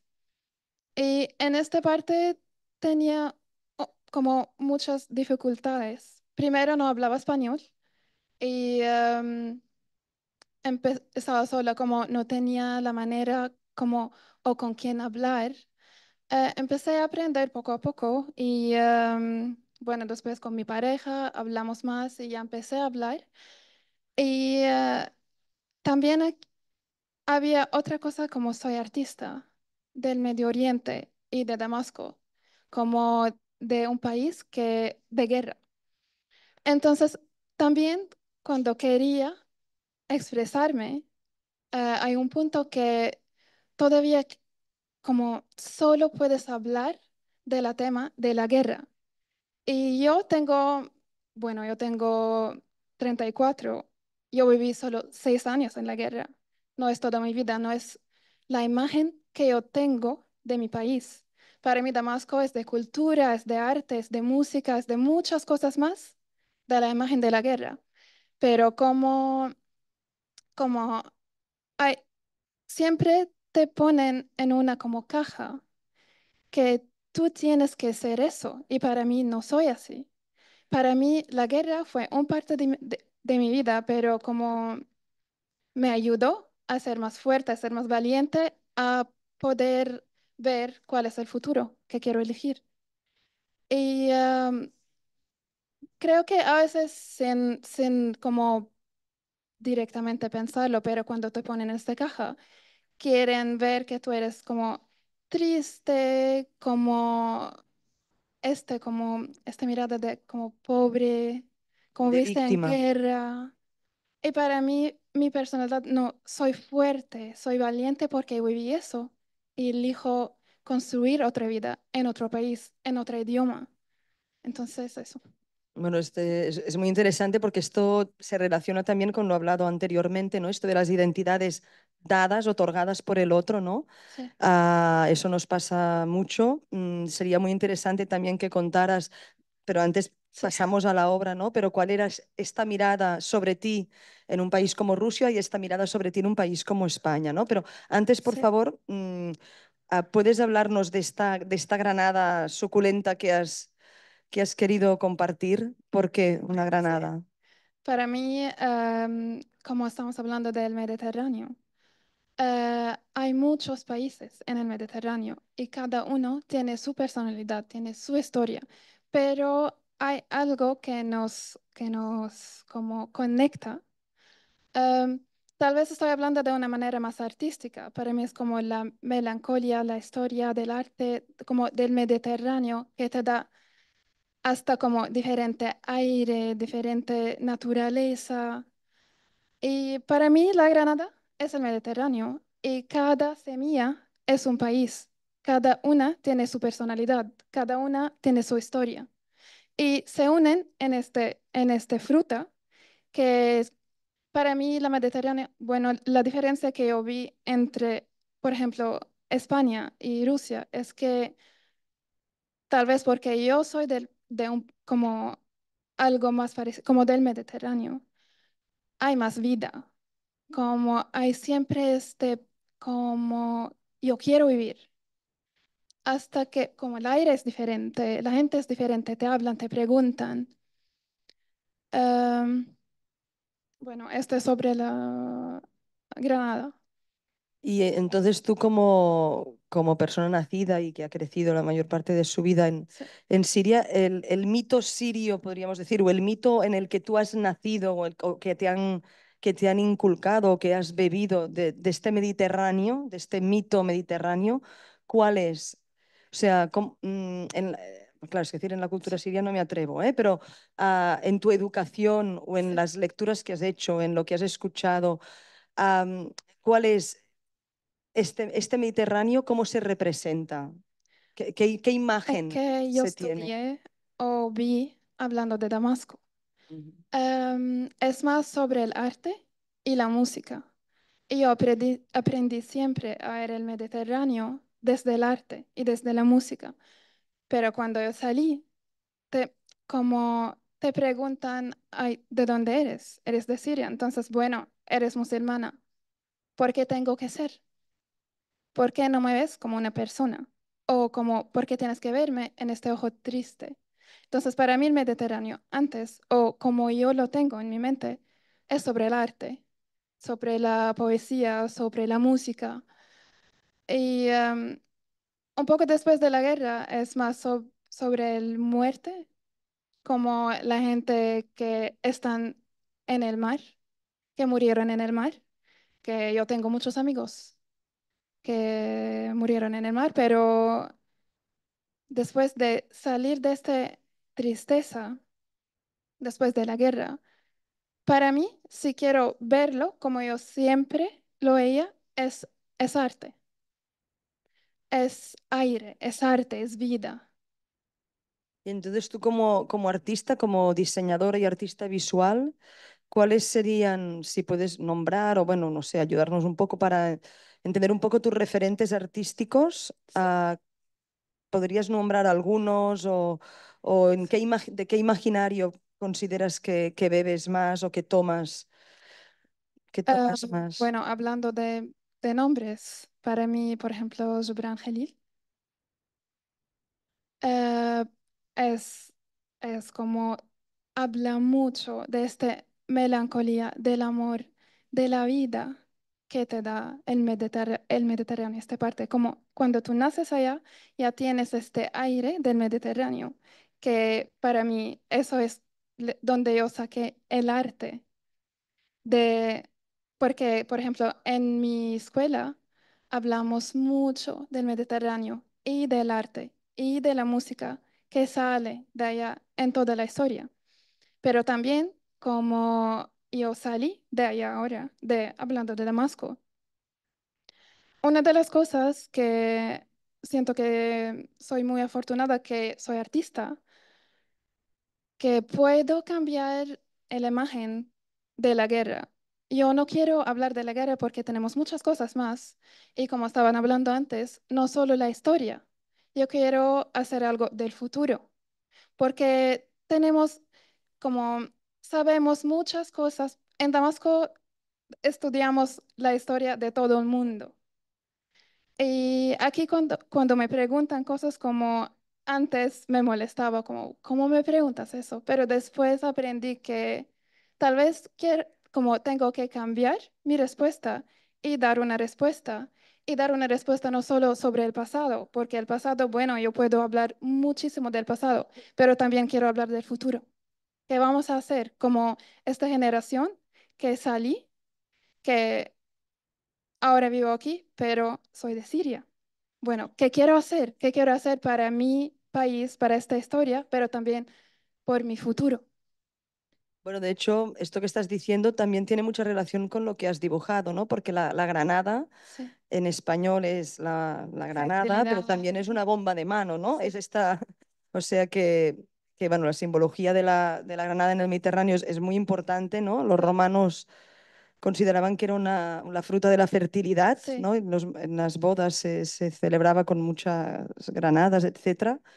Y al mismo tiempo en español, pues es una palabra que nos remete a la violencia. Entonces, sin sí, quererlo, ¿no? sí. Pues esto que estás contando, pues también se ve un poco plasmado aquí.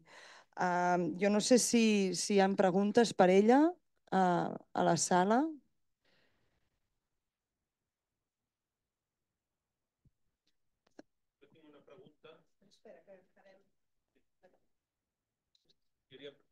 Quería preguntarle al artista por qué no hay color.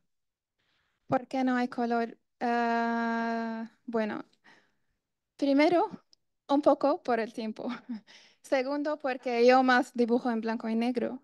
Porque para mí todos los colores salen del blanco. Y yo antes tenía miedo de dibujar yo antes solo dibujaba en colores, pero después pensé como, ¿por qué tengo miedo? Y como estaba como rompiendo todos los cajas que tenía que estar en estas cajas, no hablando de Damasco, hablando cuando salí.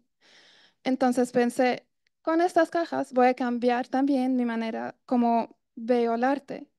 Y para mí el blanco es el color de la libertad y el negro es muy fuerte. Entonces, como hay mucho espacio negro, pero la mayoría como del dibujo. Pero si ves, todo está blanco. El blanco da fuerza, da libertad. Y eso es lo que yo quiero mostrar, como sí soy persona que viví en la guerra, no estoy dibujando en blanco y negro por la tristeza, estoy dibujando en blanco y negro por la fuerza, por la libertad. Bueno, si veis su página de Instagram, ¿no? Tienes, no sé si está muy actualizada o no, no lo sé, pero es verdad que, bueno, siempre hay juego con este blanco y negro y son composiciones muy poéticas, muy etéreas muchas veces, ¿no? Muy sugerentes. Sí. Bueno, es muy, muy interesante. Yo, sinceramente, no tengo ninguna pregunta así específica. Bueno, solo me gusta mucho que estés aquí, que hayas hecho eso, porque yo he trabajado unos cuantos años con artistas, bueno, de todo el mundo y, bueno, trabajábamos fuerte para que vinieran especialmente artistas del Mediterráneo y de África subsahariana. Y lo que era maravilloso, ¿no? Es como siempre todos los mitos, podríamos decir, o todos los prejuicios caían, ¿no? Con las prácticas artísticas, ¿no? Los artistas siempre van más allá y siempre son los primeros, los buenos, ¿no? Que no son víctimas de esta imagen dada, ¿no? De esta alteridad otorgada. Entonces, era muy interesante y también yo me enfadaba mucho, ¿no? Cuando tenías, por ejemplo, una artista palestina, ¿no? Que todo el mundo intentaba pues utilizarla, ¿no? A partir de una lectura pues política, ¿no? Y esta artista pues trascendía esta lectura política, que no quiere decir, por ejemplo, que no tuviera una ideología, bueno, que no tuviera unos valores y nada, que para nada de eso, ¿no? Pero nos pasaba a menudo que siempre se le querían dar a los artistas sin querer, ¿no? Yo intenté alejarme de eso, pero lo veía muy fácilmente en los otros, porque yo ya llevaba cierta práctica, ¿no? Como todos buscamos, ¿no? En cada uno, tú es eso que decías, ¿no? Un poco entiendo que diciendo que eres siria, pues que se espere de ti, ¿no? Una mirada o se espere de ti un discurso, que no quiere decir que ella no tenga esta conciencia, sino que como artista pues puede trascendirla de muchas maneras. Entonces, en ese sentido, pienso que es muy interesante. A mí me sorprendió cuando dijiste que tenías esta idea y de hecho pienso que es como terminar este encuentro de manera optimista, podríamos decir, ¿no? Que con un poco d'esperança, no? Aquesta fertilitat i aquesta vida que ens dona la magrana, doncs potser és una manera bonica de concloure amb la sessió que hem fet avui. No sé, Manel, si alguna cosa a afegir, si hi ha alguna pregunta, si no, doncs tancaríem aquí. Moltes gràcies, shukran jazilan, i moltes gràcies per venir i, bueno, i tant de bo tot això del mite doncs puguem construir una cosa millor, perquè hi ha tant per construir que fa patir. Bé, doncs moltes gràcies, moltes gràcies.